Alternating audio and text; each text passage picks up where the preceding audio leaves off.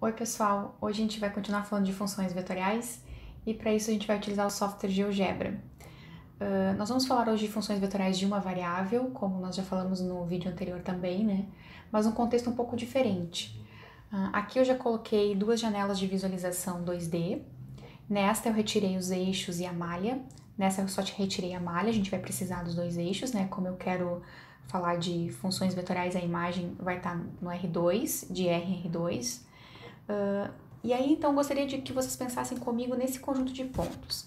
x² mais y ao quadrado igual a 1. Tá?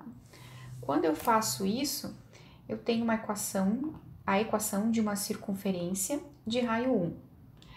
Esse conjunto de pontos que mora em cima da circunferência, eu posso pensar na circunferência como sendo a trajetória de um objeto ao longo do tempo. Tá? Uma partícula percorre essa trajetória com o passar do tempo. E o meu objetivo agora é pensar nessa trajetória como sendo a imagem por uma regra de uma função vetorial. Então, tem uma certa função vetorial definida num domínio com um contradomínio R2, de modo que a imagem dessa função vetorial vai ser exatamente essa circunferência de raio 1. Esse é o nosso objetivo. Então, eu vou escrever aqui para deixar bem claro o que a gente quer fazer. Tá? Então, eu quero definir uma função vetorial, f, vec, dois pontos, então, dos reais, a princípio, né? Mate, r,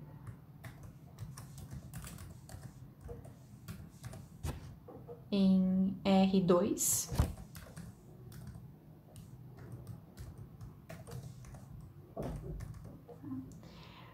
outra coisa que a gente pode já pensar nesse momento. Notem que essa minha trajetória, ela tem um comprimento finito, né? Então, o conjunto dos pontos da imagem, ele vai percorrer um certo domínio para fechar uma volta nessa circunferência. Então, é razoável a gente pensar que eu não vou precisar andar o conjunto dos números reais inteiro para percorrer essa volta aqui. Esse comprimento não é infinito. Por isso, eu vou chamar de I, esse meu domínio. Então, o meu domínio, na verdade, vai ser um pouquinho menor do que o conjunto inteiro, um pouquinho menor. Vai ser um intervalo de comprimento finito contido dentro do conjunto dos números reais. Então, é o conjunto I contido nos reais. Vou aumentar aqui um pouquinho para ficar mais fácil para a gente enxergar. Então, essa minha função vetorial, vec f aqui, ela vai ser uma função que depende da variável t, já fazendo referência ao tempo, né, nesses problemas de aplicados da física, né? E a entrada, então, é uma variável e a saída vão ser duas variáveis dependentes. A gente chama essas saídas de funções coordenadas. Então, a primeira delas, para fazer referência a f, eu vou chamar de fx de t. E a segunda função coordenada, eu vou chamar de fy de t. Então, essas funções coordenadas, elas vão se referem, estão relacionadas com a imagem da função vetorial. A princípio, eu não sei quem são, então eu vou deixar assim. Então, esse é o nosso primeiro objetivo aqui. Agora passa a ser, então, descobrir quem são essas funções coordenadas. Quem que eu coloco aqui nessa primeira coordenada e quem eu coloco na segunda coordenada, né? E aí, para isso, para eu investigar e conjecturar sobre quem são essas funções, eu preciso voltar aqui para a minha equação, que é o meu objetivo, que é a imagem, né? Os pontos que moram em cima dessa circunferência, eles satisfazem a identidade x² mais y² igual a 1. Então, eu vou escrever aqui para ficar mais fácil, como se fosse um rascunho, tá? Acho que eu vou fazer assim para vocês poderem enxergar aqui embaixo, tá? Então, eu vou digitar aqui em cima, vocês, por favor, olhem aqui nessa parte onde diz visualizar. Então, eu estou com essa meta aqui, investigando os pontos x² mais y ao quadrado igual a 1. A partir dessa equação, só que quem satisfaz essa equação são as funções coordenadas, então não é x² mais y² igual a 1. Quem satisfaz isso é a função coordenada fx, que quando eu elevar ao quadrado, mais a função coordenada fy, que quando eu elevar ao quadrado, eu quero que dê 1. Tá? Vou colocar aqui para ficar em nova linha. E aí, quem são as candidatas naturais aí para fx e fy? Da identidade trigonométrica fundamental, eu sei que, por exemplo, quando eu tiver cosseno ao quadrado de alguma coisa mais seno ao quadrado da mesma coisa, isso dá 1.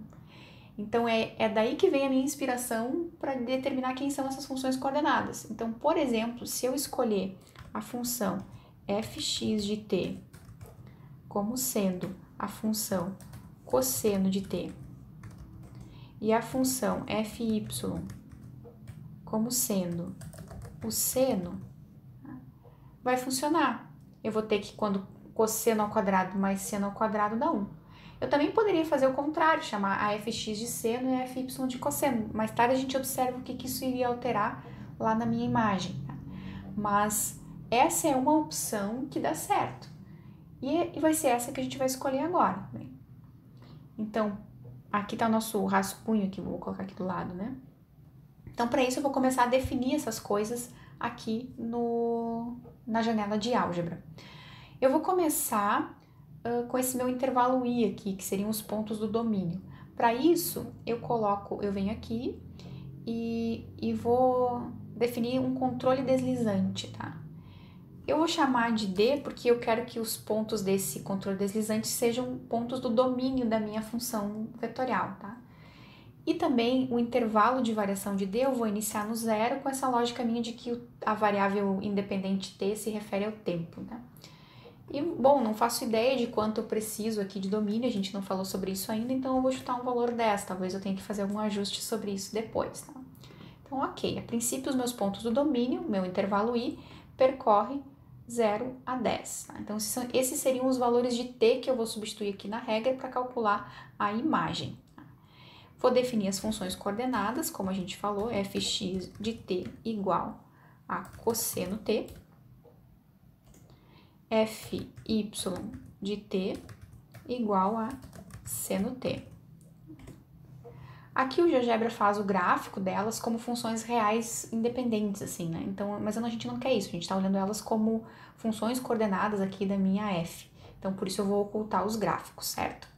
Então, por enquanto eu tenho as funções coordenadas, agora então eu vou definir a minha função f. A função f vai ser f de t igual a função fx na primeira entrada, aqui, primeira função coordenada, e a fy como sendo a segunda função coordenada. Então, definir. Notem que ele já colocou a imagem dessa função aqui na janela 1. Não é isso que a gente quer que ela apareça aqui na janela 2, né? Então, eu vou vir aqui em propriedades, vou em avançado, vou colocar assim para ficar mais fácil. Vou vir aqui em avançado, vou retirar ela da janela 1, colocá-la na janela 2. Vejam que ela colou em cima aqui da outra, porque nessa janela já tinha dado zoom, né? Para seguir a mesma lógica do vídeo anterior, vou colocar como verde a cor dessa imagem, né? E, bom, acho que por enquanto é isso, eu vou fechar aqui. Então, essa minha equação 1, eu vou deixar ela com mais cinzinha, mais para ser uma sombra, assim, do que a gente está querendo fazer, para vocês enxergarem melhor depois o que está acontecendo aqui. Tá? Então, vejam que se eu ocultar aqui por baixo, tá essa equação de raio 1. Tá? Bom, o que mais que eu posso fazer agora? Nesse momento, eu tenho então aqui os pontos do domínio, a minha função f e a imagem. Notem que aqui, quando esse intervalo aqui de menos 10 a 10, ele não tá legal, né? Porque a variação de t, eu quero que t pertença a esse intervalo i, que eu defini aqui como sendo de 0 a 10, né? Então, eu vou alterar isso aqui para que fique conforme a nossa intenção inicial. Então, o t começa no 0 e terminaria no 10. Eu vou deixar para fins de a gente enxergar melhor, né?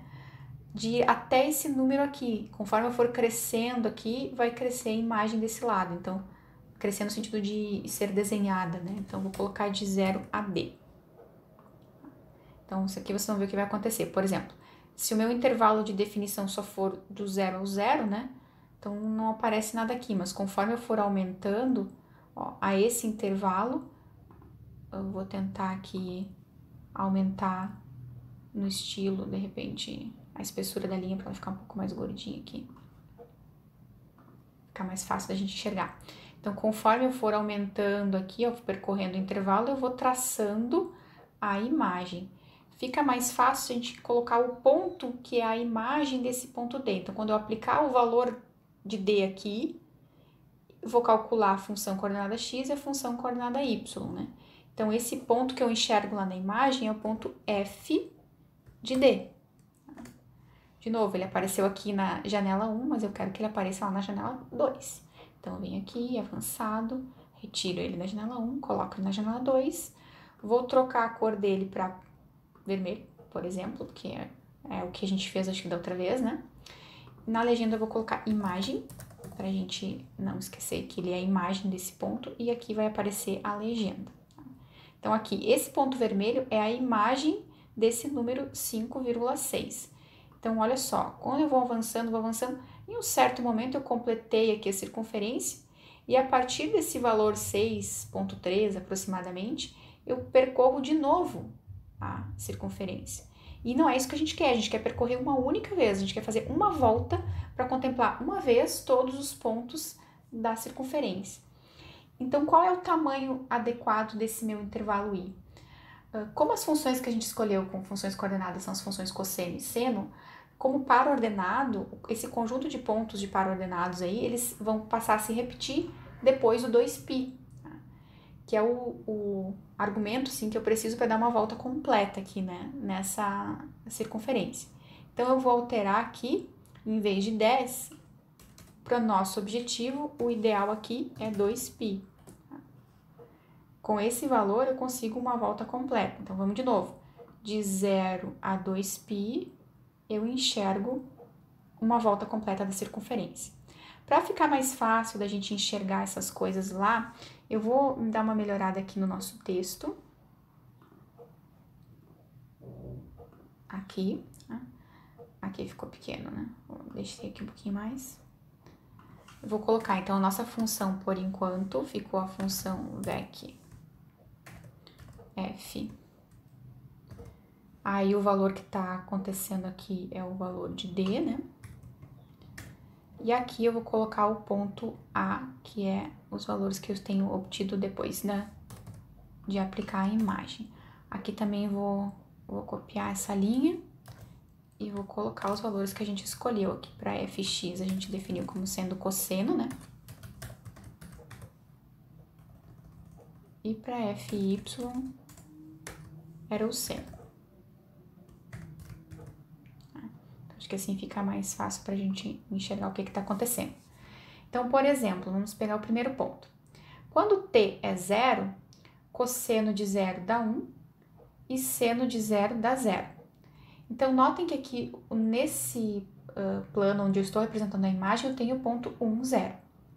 Então, essa coordenada, esse eixo coordenado aqui, ele se refere a fx, ao valor fx, e esse outro valor fy. Então, eu vou tentar escrever isso aqui para deixar bem claro. Então, o eixo x, ele se refere aos valores fx, o rótulo dele. E o eixo fy é a função fy. Tá? Então, muitas vezes vocês vão ver isso até com esse t aqui. É usual na literatura colocar assim, para a gente lembrar que esses eixos aqui se referem a esses valores. Então, conforme eu for andando, por exemplo, esse valor aqui, eu quero enxergar melhor quanto é a projeção aqui no eixo y, no eixo fx e no eixo fy. Para isso, eu vou marcar mais alguns pontinhos aqui. Vou colocar o x de... o ponto sobre o eixo x vai ser o ponto coordenada x do ponto A, aqui, vírgula 0, né? E depois o outro ponto é o 0, vírgula, coordenada y do ponto A. De novo, eles apareceram aqui na janela 1, né? Mas isso a gente consegue consertar. Vindo aqui em propriedades, avançado, vai aparecer na janela 2, não vai aparecer na 1. A mesma coisa para o ponto C, não vai aparecer na 1, vai aparecer na 2. Então, eles apareceram aqui. Também não quero os rótulos deles, né? Então, tiro o rótulo. E vou traçar aqui 2 segmentos para ficar mais fácil da gente enxergar aqui. Então, o H e o G também não quero os rótulos. Vou mudar o estilo deles aqui para pontilhado, né? aqui não trocou, pontilhado. Também posso deixar eles um pouquinho mais clarinhos para eles não ficarem tão evidentes.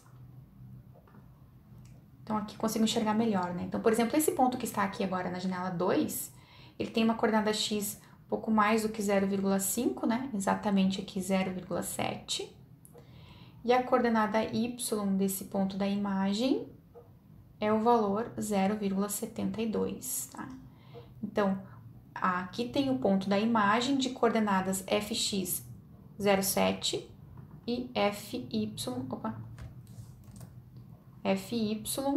trocar cá, 0,72. Então, conforme eu for percorrendo os valores do domínio, eu vou obtendo os valores da imagem. Então, recapitulando, o que nós fizemos?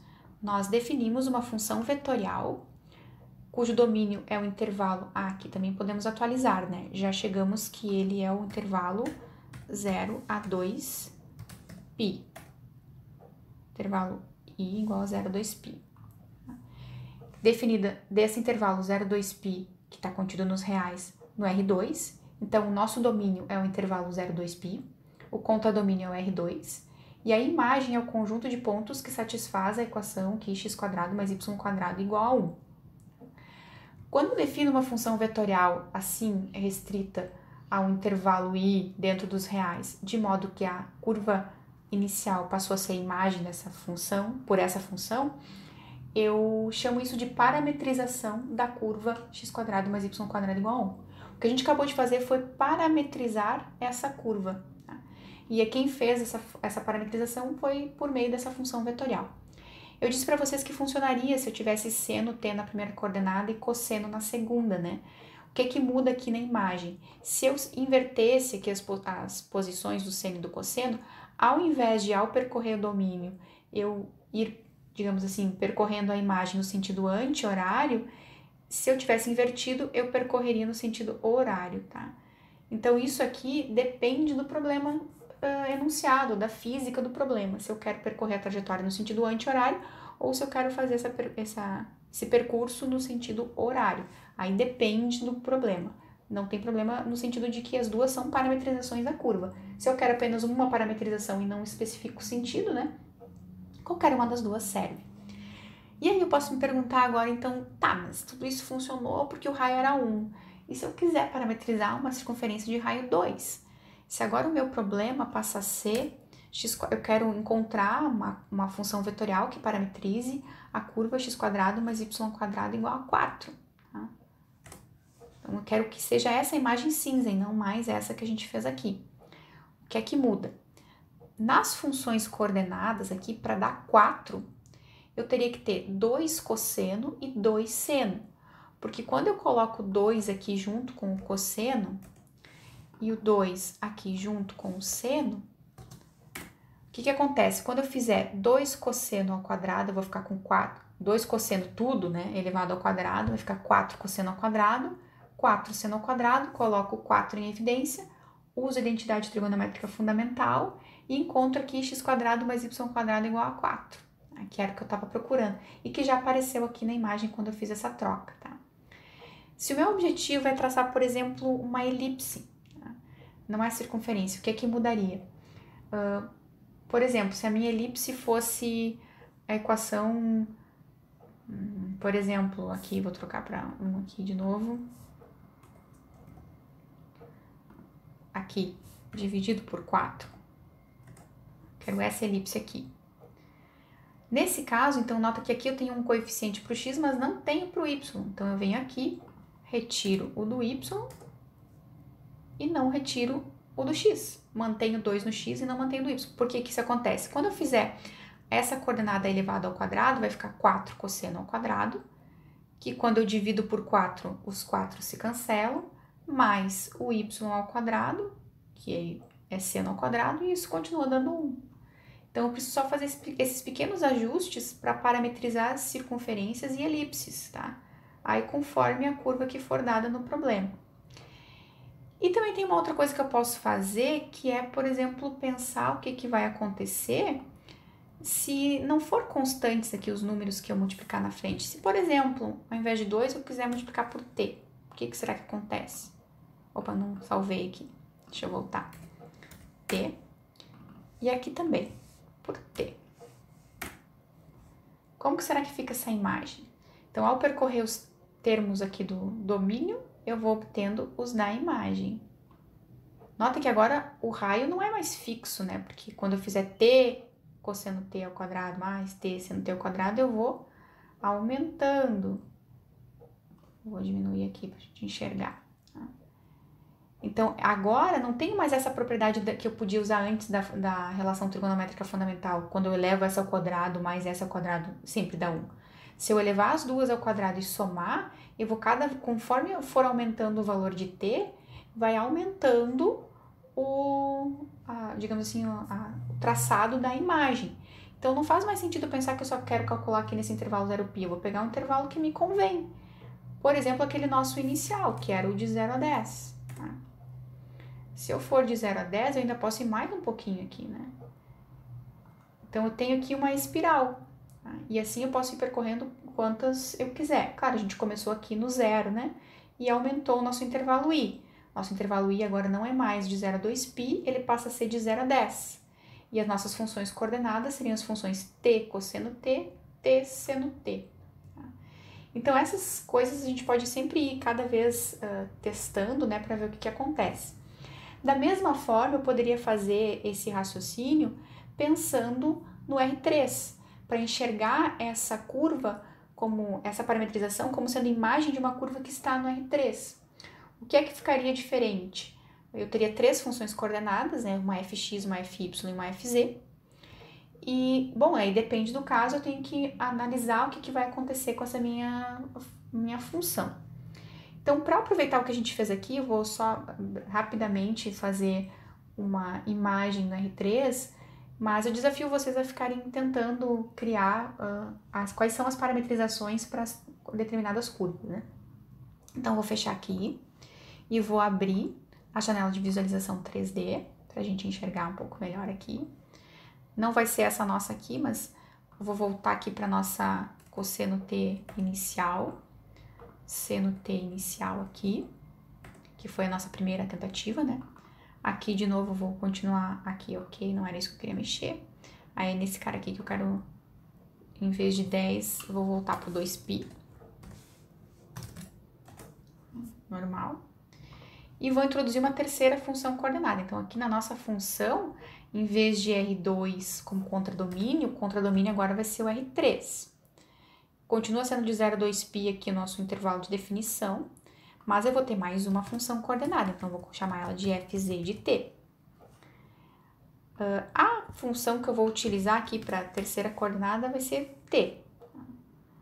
Meu ponto A não tem ainda 3 coordenadas, depois eu arrumo ele lá. Então, o meu ponto A aqui é o... desculpa, ainda não. Tem que definir a minha função fz aqui embaixo, né? Fz de t é a função t. Não queremos ver o gráfico dela aqui, né? Vou alterar a minha função agora para ela ter 3 coordenadas. Fz de t. O que ele não gostou? Tem aqui um underline a mais. Ok. E olha como ficou a imagem, né? Agora, quando eu percorrer, vou voltar aqui. Se posso ocultar esses outros dois pontos aqui, o B e o C agora não fazem mais sentido para nós. Então, conforme eu for percorrendo os pontos do domínio, vai surgindo uma curva no R3. Notem que nas duas primeiras coordenadas aqui, continua fazendo esse movimento de giro anti-horário. Mas para cada ponto que eu girei, eu estou atribuindo uma certa altura. Então, ele está crescendo conforme for aumentando os valores de t. Então, percorrendo só esse 0 a 2π, se eu girar a janela e olhar de cima, eu vejo o círculo, a circunferência que eu tinha parametrizado antes. Mas, só que como eu estou dando para cada ponto uma altura, ele está fazendo o giro, porém está crescendo a altura. Novamente, essa curva a gente chama de hélice. Tá? Não faz mais sentido eu pensar só de 0 a 2π, eu poderia aumentar esse meu intervalo de 0 a 2π aqui para um intervalo de comprimento maior, porque depende o passo da hélice que eu estou interessada, né? Aí, o que a gente pode brincar, quando eu multiplicar por valores aqui, cosseno e o seno, eu vou esticar, né, fazer o raio dessa minha hélice ficar maior. quando eu multiplicar por números constantes nos dois. Ela pode ser uma hélice elíptica, seguindo a mesma lógica de multiplicar apenas uma das coordenadas por uma certa constante. E, além disso, se eu multiplicar por um valor aqui no t, eu faço essa mola ficar mais achatada, digamos assim, ou mais alongada. Esse valor t aqui que faz esse movimento. Então, eu convido vocês a fazerem alguns testes, assim. Depois coloca a espiral que nós fizemos antes, né, t e t aqui, para ver como que fica na imagem. Então é isso, pessoal. Espero que vocês tenham gostado e até a próxima.